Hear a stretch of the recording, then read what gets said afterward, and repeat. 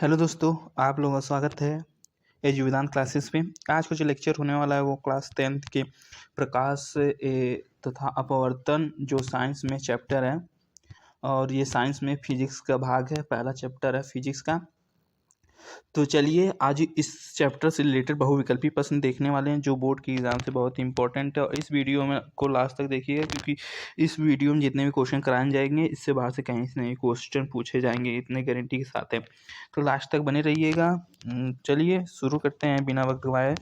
तो चलिए question number मतलब ये बहुविकल्पी प्रश्न देखेंगे। इसमें क्वेश्चन नंबर बहुविकल्पी का पहला देख लेते हैं। समतल में दर्पण की फोकस दूरी है। जो समतल दर्पण होता है उसमें फोकस दूरी क्या होती है? ए 0, बी अनंत, सी 25 सेंटीमीटर और डी -25 सेंटीमीटर। तो इसका उत्तर होगा बी अनंत, क्योंकि समतल दर्पण की फोकस दूरी अनंत होती है। क्योंकि समतल दर्पण है ना उत्तल दर्पण है ना अवतल दर्पण है।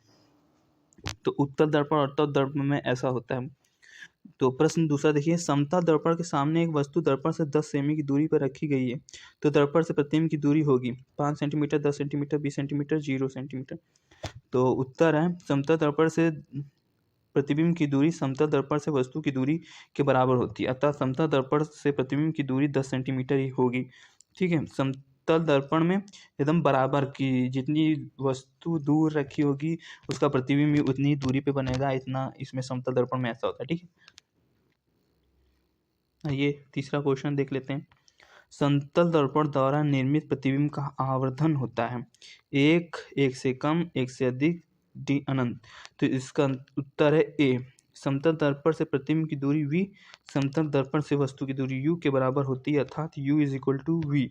तो आवर्धन होता है m is equal to -v/u is equal to, दोनों ओर माइनस माइनस का चिन्ह हो जाएगा, जो कट जाएगा, जो एक हो जाएगा। प्रश्न जो था देखिए, दर्पण की फोकस दूरी तथा प्रकृता त्रिज्या r से के बीच संबंध है। तो दर्पण की फोकस दूरी f तथा वक्रता त्रिज्या r के बीच संबंध है। क्या संबंध है? तो f is equal to r, f is equal to 1/r, c 2f is equal to r और f is equal to 2r। तो उत्तर है सी। ठीक है, सी सही होगा। दर्पण की फोकस दूरी वक्रता त्रिज्या की आधी होती है, अर्थात f is equal to r/2 या फिर r is equal to 2f होता है। आइए नेक्स्ट क्वेश्चन, प्रश्न पांचवा है। एक उत्तल दर्पण की फोकस दूरी 12 सेंटीमीटर है। दर्पण की उत्तल पृष्ठ की वक्रता त्रिज्या होगी 6 सेंटीमीटर, 12 सेंटीमीटर, 18 सेंटीमीटर, 24 सेंटीमीटर। तो क्या होगी? उत्तर है डी। फोकस दूरी या फिजिकल 12 सेंटीमीटर है। हम जानते हैं कि वक्रता त्रिज्या फोकस दूरी की दोगुनी होती है। जो त्रिज्या होती है वो फोकस दूरी आर जो होता है 2f होता है। ठीक है, फोकस दूरी की दुगनी होती है। जितना फोकस 12 होगा तो उसका 2 से गुणा कर देंगे, 24 हो जाएगा। अगर 10 है तो 2 से गुणा कर देंगे, 20 हो जाएगा। तो ऐसे ऐसे होता है। तो फोकस दूरी 2 × 12 इज इक्वल टू 24 सेंटीमीटर हो जाएगा। ठीक है, ऐसा होगा।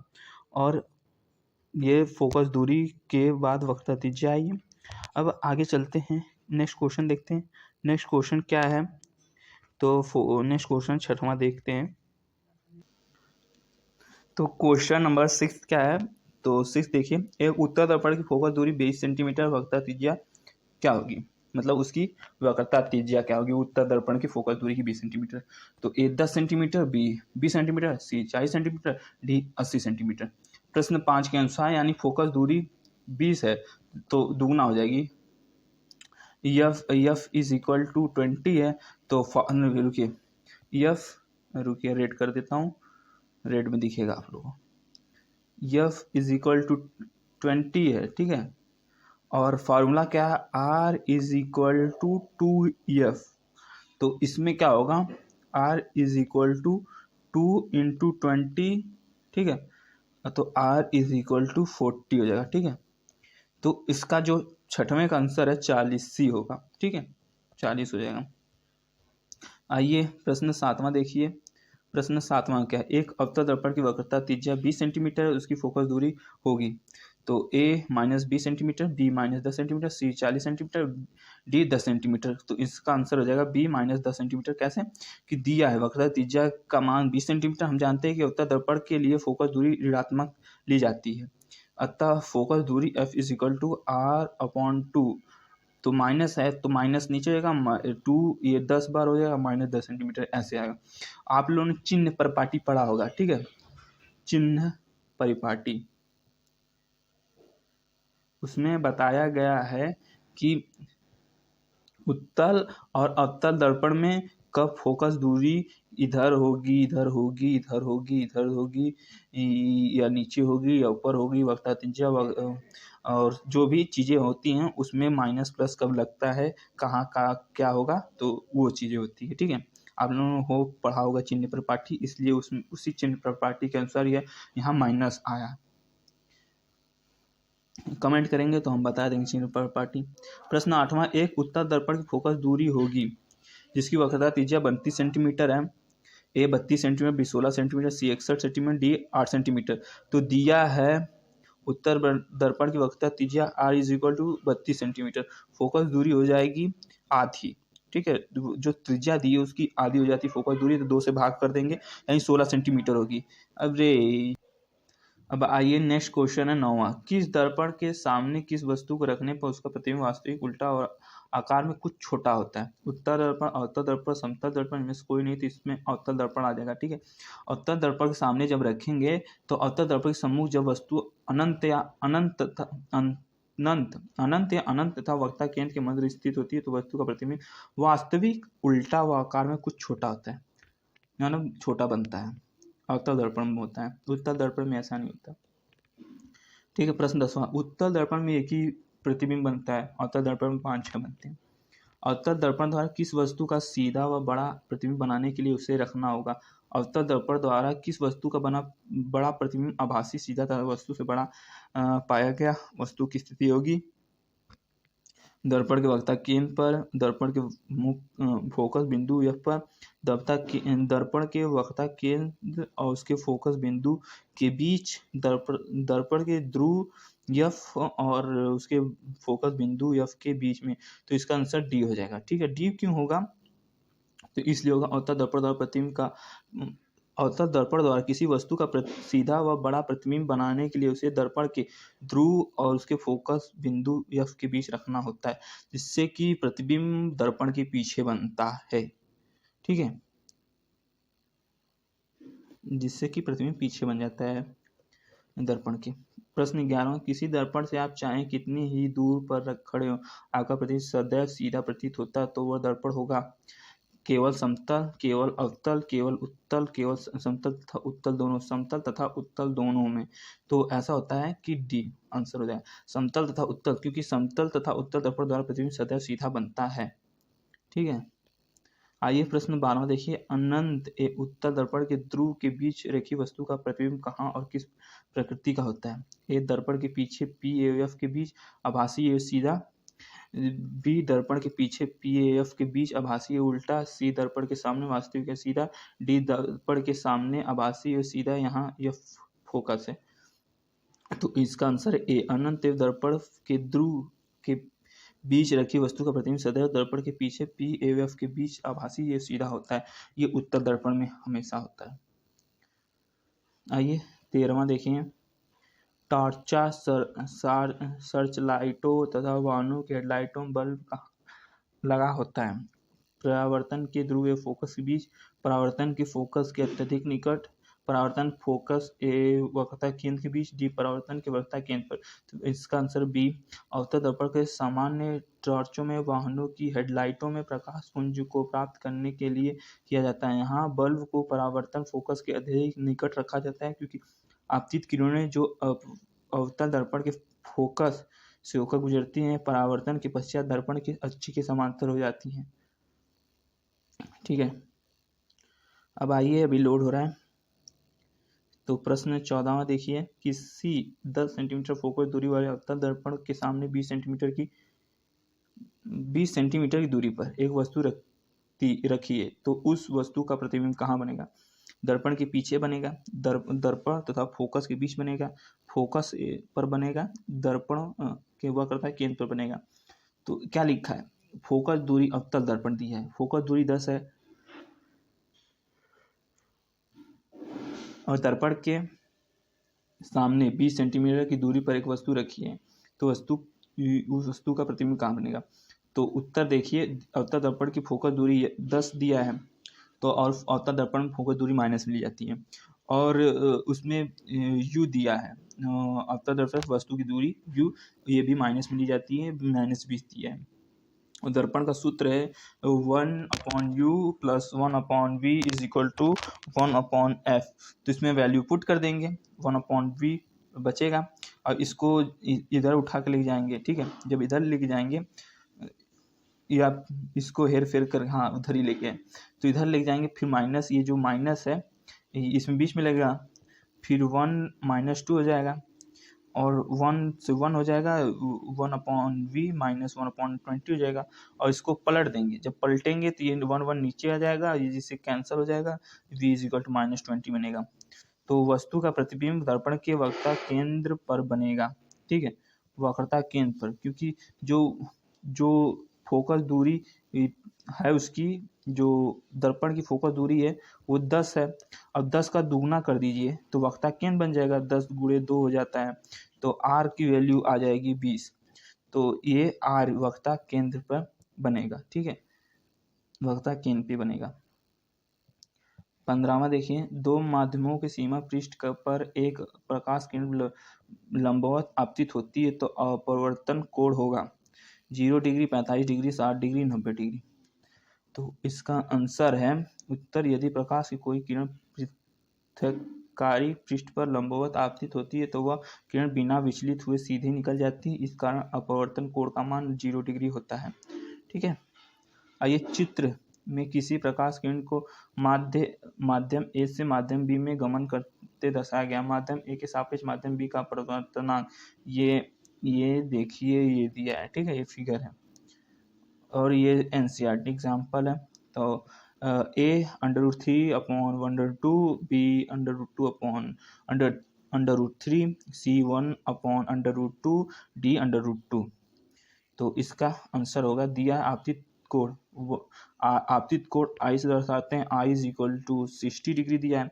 अपरिवर्तित कोण R से दर्शाते हैं, जो कि 45 डिग्री दिया। माध्यम ए के सापेक्ष माध्यम बी का अपवर्तनांक sin I/sin R, ये साइन माध्यम ए के सापेक्ष, ये सापेक्ष है, ये जो u है ना, ये सापेक्ष, बी का अपवर्तनांक sin I/sin R is equal to sin 60, sin I की जगह sin और R की जगह ये वैल्यू पुट कर दी गई है।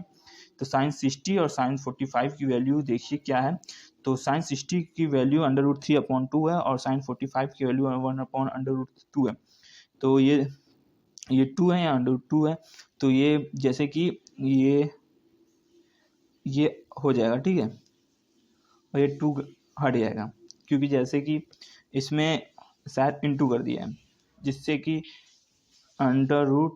एक मिनट, जैसे कि √3/2 इंटू √2/√2 1/√2 इंटू 1/√2। ठीक है, जिससे कि ये 2 हो गया है, ये 1/2 हो गया। और ये देखिए, हाँ देखिए, यहाँ देखिए √3/2 है, अपॉन 1/√2 है। ठीक है, इसका इंटू कर दिया गया है √2/√2 अपॉन √1, ये यहाँ सॉरी यहाँ √ नहीं होगा, रुकिए, ये 1/√2 1/√2, तो यहाँ बचा √3 2/√2, यहाँ बचा 1/2, ये कट गया तो √3/√2 बचा। ठीक है, समझ में आया कैसे, तो ये आ गया है। आइए नेक्स्ट क्वेश्चन 17वां, यदि 1.0 अपवर्तनांक का एक अपारदर्शी पदार्थ निर्वात में रखा है, निर्वात से होकर उस पदार्थ में पदार्थ में प्रवेश करने वाली एक प्रकाश की किरण सतह पर विचलित होकर अभिलंब से दूर हट जाती है, समीप आ जाती है, अविचलित रहेगी, अभिलंब की दिशा में जाएगी। तो उत्तर है सी, दिए गए पदार्थ का अपवर्तनांक 1.0 a निर्वात का अपवर्तनांक समान है, अतः निर्वात से होकर पदार्थ में जाने वाले पर प्रकाश का अपवर्तन नहीं होगा, अतः प्रकाश की किरण अविचलित रहेगी। आइए 18वां देखिए, वायु में प्रकाश किरण 3×10⁸ मीटर प्रति सेकंड है, जबकि एक पदार्थ में इसकी 1.5 × 10⁸ मीटर प्रति सेकंड हो जाती है। तो पदार्थ का परिवर्तनांक होगा A3 B5 C 0.5 D2। तो इसका आंसर है डी। वायु के सापेक्ष पदार्थ का अपवर्तनांक ANG।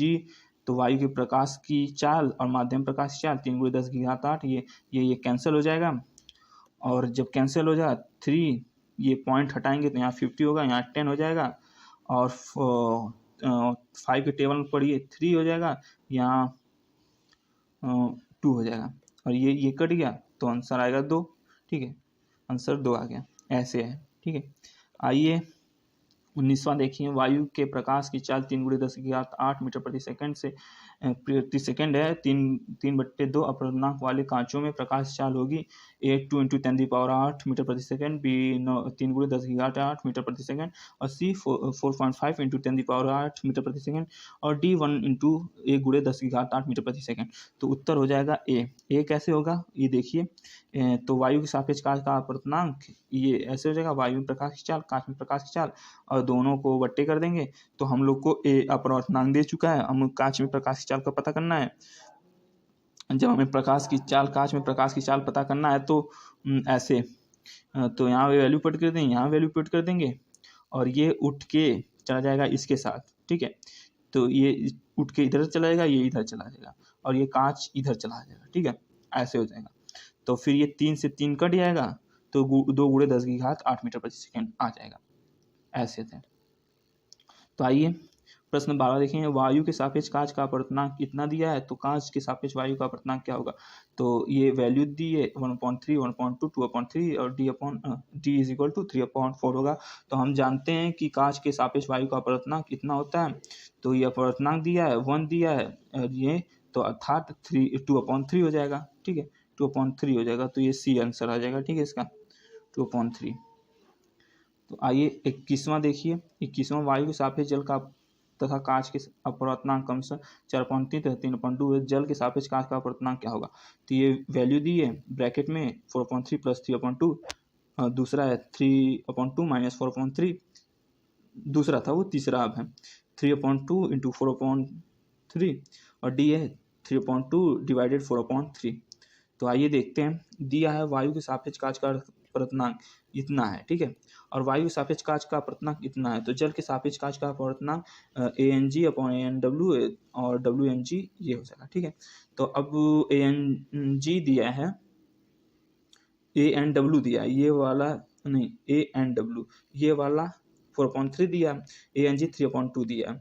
तो ये 3/2 इस तरह हो जाएगा, और ये डिवाइड में है तो यहाँ डिवाइड का निशान लगेगा, तो यहाँ डी आंसर हो जाएगा इसका। ठीक है, डी आंसर होगा। आइए अब आगे चलते हैं, आगे 22वां देखते हैं। 22वां क्या है। ठीक है, निम्न में से कौन सा पदार्थ लेंस बनाने के लिए प्रयुक्त नहीं किया जा सकता है। जल, कांच, प्लास्टिक, मिट्टी। तो इसका आंसर है मिट्टी। मिट्टी जो होती है वो लेंस बनाने में उपयोग नहीं की जाती है मिट्टी, क्योंकि ये पारदर्शी ओपाकी होता है, अतः प्रकाश से इसमें से कोई होकर नहीं गुजर सकता है, मिट्टी में से नहीं गुजर सकता, मिट्टी कण के रूप में होती है। प्रश्न 23वां देखिए, किसी गोलीय दर्पण तथा किसी पतले गोलीय लेंस दोनों की फोकस दूरी है -15 सेंटीमीटर। दर्पण तथा लेंस संभवत है, दोनों अवतल, दोनों अवतल तथा उत्तल लेंस। डी दर्पण जल उत्तल, थल लेंस अवतल, ये चीज होता है। तो उत्तर है दोनों अवतल, क्योंकि अवतल दर्पण व अवतल लेंस दोनों के लिए फोकस दूरी ऋणात्मक होती है। आइए आगे देखते हैं प्रश्न 24वां, उत्तल लेंस द्वारा किसी वस्तु का वास्तविक उल्टा बड़ा प्रतिबिंब बनाने के लिए वस्तु को रखना चाहिए लेंस के फोकस पर, लेंस से 2 फोकस दूरी पर, मतलब 2f दूरी पर, फोकस की दुगनी दूरी पर। लेंस से फोकस तथा 2f के बीच, और मतलब लेंस पढ़ रहे हैं तो एक फोकस होता है लेंस में और 2f होता है, मतलब फोकस और फोकस से दूसरी जो दूरी होती है यहाँ वक्ता केंद्र नहीं कहते हैं, उसे 2f कर दिया जाता है। ये f होता है 2f, ये 2f होता है, मतलब यहाँ 2 होता है, नीचे 2 होता है, एक एफ होता है 1 या 2। ये बहुत कॉम्प्लिकेटेड नहीं है, लेकिन आपने अगर पढ़ा होगा तो वो समझ गए होंगे, इतना मुझे समझाने की ज़रूरत नहीं पड़ेगी। ये तो बस क्वेश्चन आंसर सीरीज चल रहा है, 4-5 दिन में आपका पेपर है, बस इतना समझिए। डी 2f तथा अनंत के बीच, तो सी हो जाएगा लेंस से एफ तथा 2f के बीच हो जाएगा, ठीक है। आइए 25वां देखिए। 25वां क्या है, किसी शब्द को उसमें पाए गए छोटे अक्षरों को पढ़ते समय आप निम्न में से कौन सा लेंस पसंद करेंगे। 50 सेंटीमीटर फोकस दूरी का एक उत्तल लेंस, 50 सेंटीमीटर फोकस दूरी का एक अवतल लेंस, 5 सेंटीमीटर फोकस दूरी का एक उत्तल लेंस, और डी 5 सेंटीमीटर फोकस दूरी का एक अवतल लेंस। तो इसका आंसर है 5 सेंटीमीटर फोकस दूरी का उत्तल लेंस, कॉनकेव लेंस, ठीक है। क्योंकि उत्तल लेंस का उपयोग आवर्धन मैग्नीफाइंग लेंस के रूप में किया जाता है, हम कम फोकस दूरी वाले लेंस पढ़ने में उपयोगी हैं। आइए लास्ट क्वेश्चन देखते हैं 26वां। एक अवतल लेंस द्वारा किसी वस्तु का बड़ा प्रतिबिंब होता है। आभासी उल्टा व छोटा, आभासी सीधा व बड़ा, आभासी सीधा व छोटा, और आभासी उल्टा व बड़ा। तो इस आंसर सी, अवतल लेंस के सामने रखी वस्तु का प्रतिबिंब सदैव सीधा, आभासी तथा छोटा बनता है। आई होप आप लोगों को वीडियो अच्छा लगा। इसके बाद अति लघु उत्तरीय प्रश्न 2 अंक वाले प्रश्न देखेंगे। इसमें भी बहुत ही इम्पोर्टेंट क्वेश्चन है जो बोर्ड के एग्जाम से पूछा जाएगा। देख सकते हैं आप लोग कैसे क्वेश्चन रखे गए हैं और कैसे नहीं, और कैसे आप लोगों। फिर उसके बाद लघु उत्तरीय प्रश्न होगा, माने 3-4 सीरीज, मतलब 3-4, जैसे कि बहुविकल्पी यानी MCQ कहा जाता है। लघु उत्तरीय प्रश्न very short answer type question कहा जाता है, और लघु उत्तरीय प्रश्न अति लघु उत्तरीय प्रश्न को शॉर्ट आंसर टाइप क्वेश्चन कहा जाता है, और लॉन्ग आंसर टाइप क्वेश्चन अति लघु मतलब विस्तृत उत्तरीय प्रश्न को लॉन्ग आंसर टाइप क्वेश्चन कहा जाता है। तो वे सब आपको इस चैनल पे मिलेंगे, और आपके बोर्ड एग्ज़ाम के पहले, ये जो साइंस का बोर्ड एग्ज़ाम रहेगा उससे पहले मिलेंगे। तो चलिए तैयारी अच्छी कीजिएगा, बेहतरीन कीजिएगा। मिलते हैं नेक्स्ट लेक्चर के साथ, तब तक के लिए टाटा बाय बाय, स्वस्थ रहिए, मस्त रहिए और पढ़ते रहिए।